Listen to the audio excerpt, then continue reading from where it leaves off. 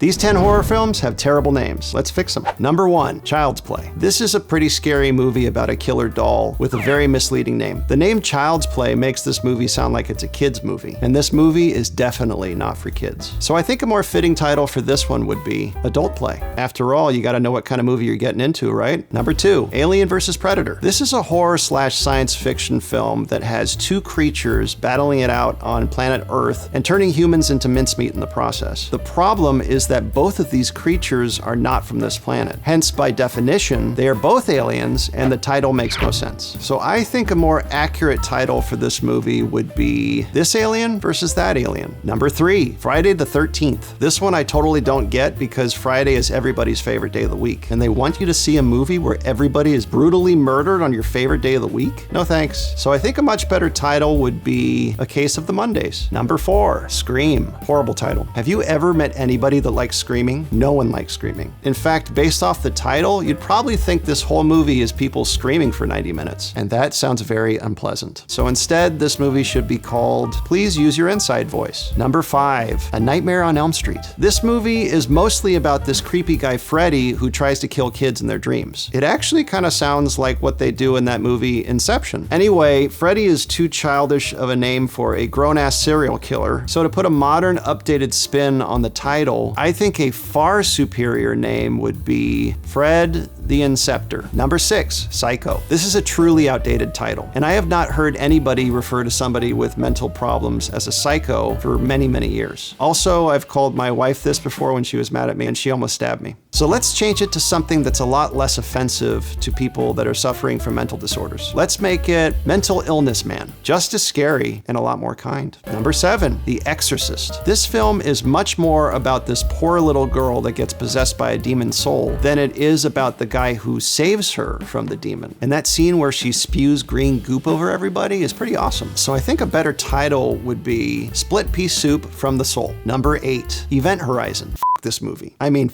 this movie. After I saw it, I had nightmares for months. I'm just gonna rename it Close Your Eyes During the Hell Scenes. Number 9, The Lost Boys. This movie sounds like it's about a bunch of kids who get lost on a camping trip. Obviously it's not, and we see the characters that the title's referring to all throughout the movie. So let's call it I Found Them. And before we do number 10, enjoy this short interlude.